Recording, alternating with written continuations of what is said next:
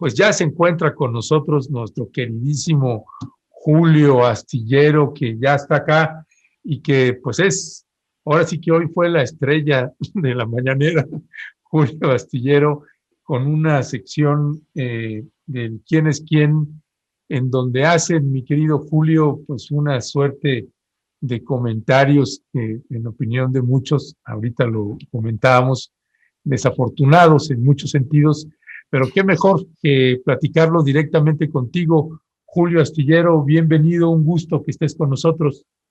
Al contrario, muchas gracias, gusto en saludarlos, a Ernesto Ledesma, a Alberto Nájar, y la oportunidad de hablar sobre este tema que, miren, a mí me parece que lo más relevante de hoy, de esta conferencia mañanera, es el hecho de que el propio gobierno federal ponga sobre la mesa algo que es sumamente preocupante y que está sucediendo en San Luis Potosí. El hecho de que se esté segregando, se esté separando y concesionando para desarrolladores inmobiliarios particulares 1,805 hectáreas de la Sierra de San Miguelito. He dicho que es un engaño porque se está extendiendo una declaratoria de área nacional protegida para la Sierra de San Miguelito en lo general, con excepción del bocadillo codiciado y deseado por los fraccionadores tan poderosos en San Luis Potosí, encabezados en este caso por el principal desarrollador inmobiliario, que es Carlos López Medina, conocido como El Chato en San Luis Potosí, que ha encabezado diversos proyectos en los cuales se ha comprado el voto de ejidatarios y de comuneros para quedarse con sus terrenos y construir luego ahí desarrollos inmobiliarios. Ahora lo que se está diciendo es que se protege la Sierra de San Miguelito, pero se deja libre para esos desarrolladores particulares 1,805 hectáreas, donde ya está anunciado que se va a construir el fraccionamiento residencial Las Cañadas. Fraccionamiento residencial Las Cañadas, impulsado por un consorcio encabezado por este personaje que te digo, Carlos López Medina. Esa es la realidad y ese es el punto en el cual podemos estar a favor o en contra. ¿Se parece a lo que sucedió en la administración de Vicente Fox respecto al Cerro de San Pedro? Sí, se parece, porque amparados en la legalidad, diciendo que se consulta a sabiendas de cómo son ese tipo de consultas y de asambleas, pues se permite que se instalen finalmente los intereses de estos poderosos desarrolladores inmobiliarios privados. Es que al final del día ese es el tema, Julio, que en lo que se hizo hoy en la mañana, en la conferencia de prensa, en esta sección de quién es quién las mentiras, fue simplemente decir es mentira, y el argumento más sólido que yo encontré, si se le puede llamar de esa manera, fue la consulta sigue y son los ejidatarios los que tienen la última palabra sobre el destino de estas tierras. O sea, hay una contradicción por ahí en ese sentido. Porque además se omitió el hecho de que ustedes pidieron en tu espacio informativo astillero la entrevista con la secretaria de Medio Ambiente, que no fue concedida.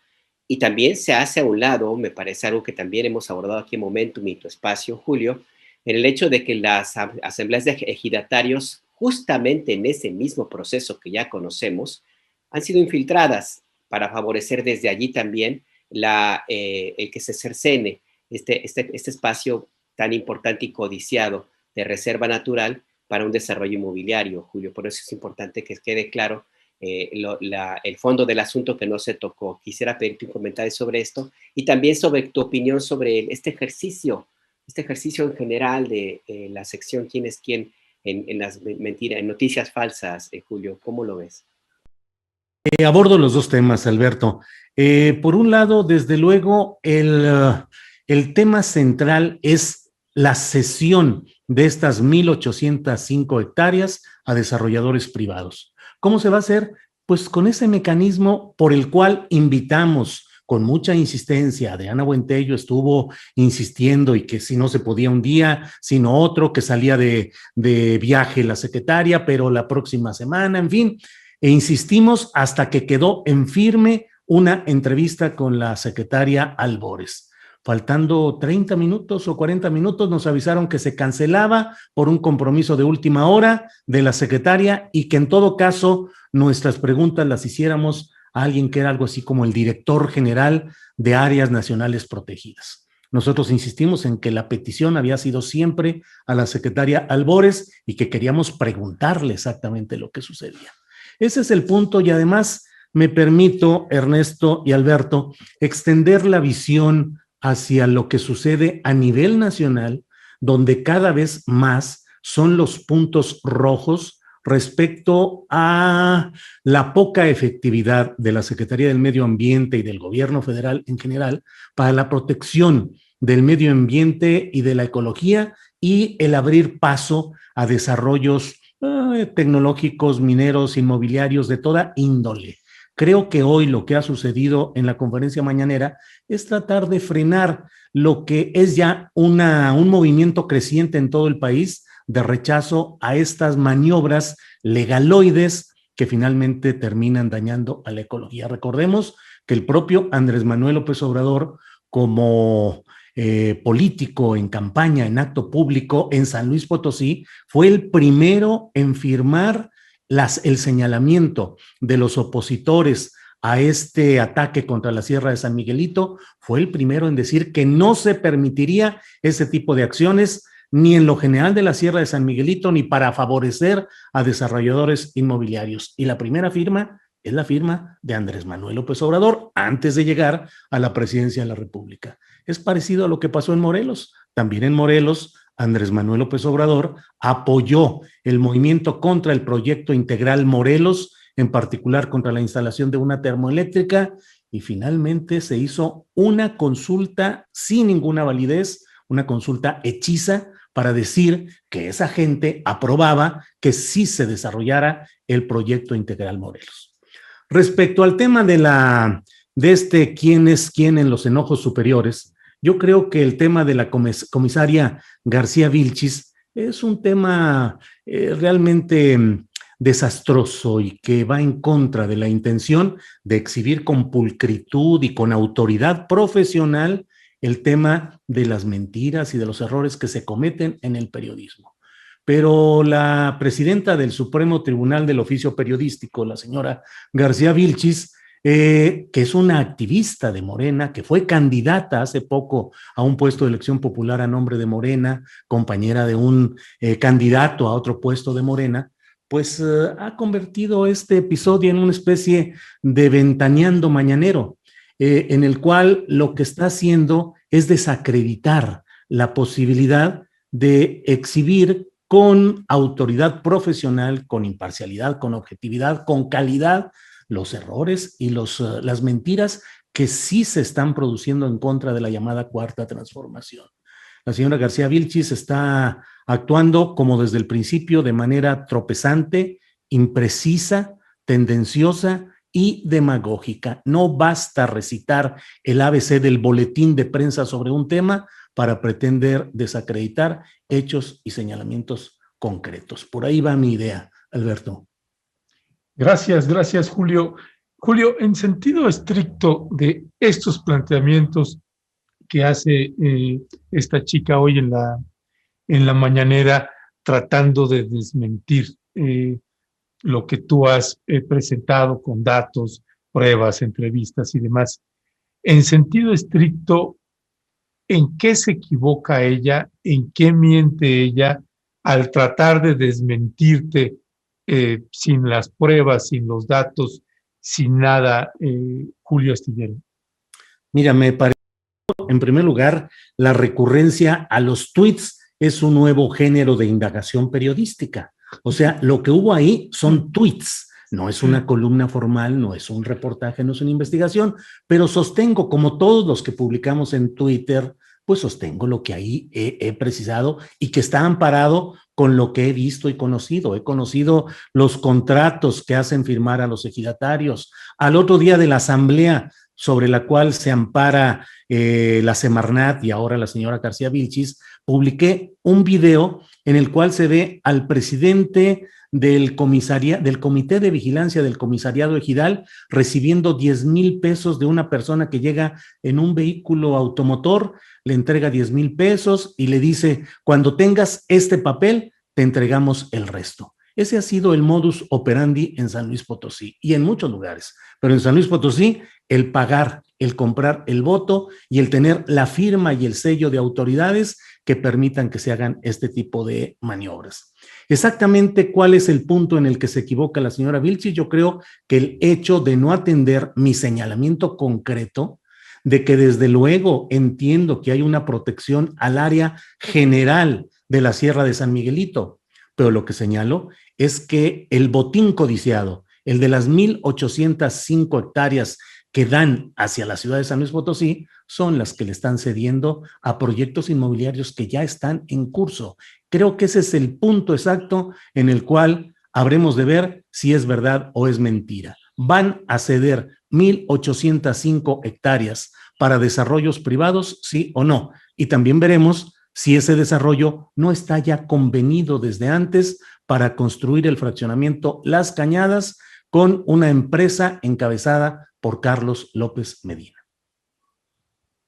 Porque al final del día la discusión sobre que te hayan incluido, Julio, en esto que tú llamas este show de la sección ¿Quién es quién en las mentiras falsas? Pues es parte del debate, ahí está, pero mientras conversamos esto, mientras se dan este intercambio de opiniones, el proyecto inmobiliario avanza, que me parece que es lo fundamental. Y no estamos hablando de cualquier cosa, no es únicamente el término de las ganancias estratosféricas que entiendo se van a obtener con ese desarrollo, sino el daño que se va a causar a las fuentes de abastecimiento de agua en toda esa zona. Yo creo que, no sé qué piensas tú, pero creo que además del ejercicio que tendría que revisarse y corregirse, buscar elementos de prueba y no solamente la descalificación, porque eso, yo insisto, los ubica exactamente en el mismo plano de quienes están tratando de combatirlas y la infodemia, se igualan, pues. Al final del día el tema es que este proyecto inmobiliario avanza. No sé si esto eventualmente pudiera servir para que pues, la Semarnat ponga ahora sí que las cartas en el asunto de veras, o esto va a ser como una especie de vacuna para que ya como el tema salió en la mañanera de esta manera, pues simple y sencillamente el proyecto inmobiliario fructifique y este asunto por parte del gobierno federal se cierre. ¿Cuál es tu mirada, Julio? Es una vacuna gran. Es una vacuna que se vuelve contra ellos mismos. Es una vacuna que efectivamente, como dices, Alberto, trata de decir, el tema ya lo vimos, ya lo dijimos, ya lo descalificamos. Vea usted lo que dice el boletín de prensa, porque en esencia la señora García Vilchis lo que leyó como argumentación propia, pues fue lo que la propia Semarnat ha dicho en un comunicado muy largo, que es un comunicado de procesal. Hicimos una asamblea, llegaron 3 visitadores, acudimos, tenemos las firmas. O sea, ese no es el punto. El punto es que políticamente, social y ecológicamente se está dañando a la ciudad de San Luis Potosí, efectivamente en la protección de sus áreas, en la protección de los acuíferos, de la fauna de ese lugar, del equilibrio ecológico, y se favorece a los fraccionadores de siempre. Entonces yo creo que es un problema de una vacuna que se pretende instalar y que mucho me temo que en este caso y en otros más en los que no haya seriedad, rigor profesional en esta sección de quién es quién en los enojos, creo que vamos a seguir viendo episodios que se les revierten, porque aquí el punto está en que digan lo que digan, son 1,805 hectáreas que van a ceder a desarrolladores privados. Me parece que ese es el punto. Ya, pues Julio Hernández, Julio Astillero, como siempre, un placer tenerte con nosotras y nosotros aquí en Momentum, en Pie de Página y Rompeviento TV. Pues sí, son muchos comentarios que estamos teniendo ahorita, mandándote saludos y demás. Y además de eso, yo comparto contigo, Julio Astillero, en este sentido del boomerang, porque finalmente lo que hicieron al tratar de desacreditarte es que colocaron el tema al nivel nacional y algunos medios, tu caso, nuestro caso, que le hemos estado dando seguimiento, pues lo que están haciendo ahora es que le pusieron un reflector nacional e internacional y vamos a ver entonces en términos reales quién está mintiendo, porque esas 1,805 hectáreas pues son las que pues, nos llegan quién sabe cuántos comunicados, Julio, denunciando lo que tú has estado denunciando. Así que pues hablarán también los pueblos, las personas afectadas, las organizaciones, los ejidatarios que están en una lucha frontal tratando de impedir estos proyectos inmobiliarios. Julio Astillero, para despedir la entrevista, ¿con qué te despides? ¿Qué reflexión sobre esta situación, sobre los hechos que sucedieron en la mañanera y tu trabajo periodístico, Julio Hernández? En primer lugar, que debe corregirse a fondo ese ejercicio del quién es quién en los enojos, porque realmente no está resultando ni con autoridad profesional, ni con seriedad objetiva, ni con análisis adecuado de las cosas. Un desmentido es la precisión exacta de los señalamientos por los cuales algo es falso, no la consideración subjetiva, no el discurso, no el boletín de prensa, sino demostrar de manera tajantemente cuando algo es falso, mentiroso, equivocado. Por otra parte, Ernesto y Alberto, agradeciéndoles la oportunidad de platicar en su programa, creo que tendremos que extender la vista hacia el resto del país. La ecología, el medio ambiente, es uno de los puntos en los que la llamada cuarta transformación puede tener uno de sus saldos más preocupantes. Recordemos la renuncia del anterior secretario del Medio Ambiente, recordemos los intereses de Alfonso Romo y su grupo en muchos de las operaciones para favorecer a empresarios y a grupos de poder, y recordemos que en todo el país hay grupos que se están nucleando ya y organizando en defensa de su propio medio ambiente, de sus recursos naturales. Ojalá el gobierno federal, en lugar de desacreditar a los mensajeros, atienda el mensaje. Y es un mensaje amplio, profundo, delicado, el de que no sea la llamada cuarta transformación solidaria, cómplice, operadora o ejecutora de intereses privados que dañan al medio ambiente en mi país. Con eso me quedo, Ernesto.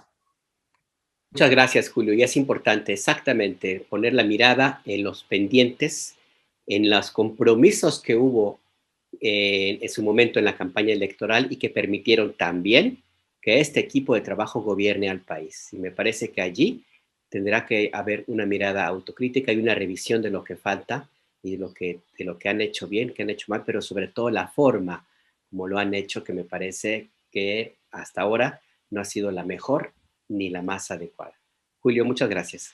Al contrario, gracias a ustedes. E invito al público a que a las 3 de la tarde, bueno, a la 1 empezamos el programa de Astillero Informa, pero a las 3 vamos a tener representantes de las comunidades de San Luis Potosí, de San Juan de Guadalupe, de la Sierra de San Miguelito, que nos digan qué es lo que está pasando por allá. Así es que invito a ver el programa Astillero Informa de 1 a 3 y en particular despuesito de las 3 de la tarde. Gracias, Alberto. Gracias, Ernesto. Un abrazo. Gracias, Julio. Un fuerte abrazo.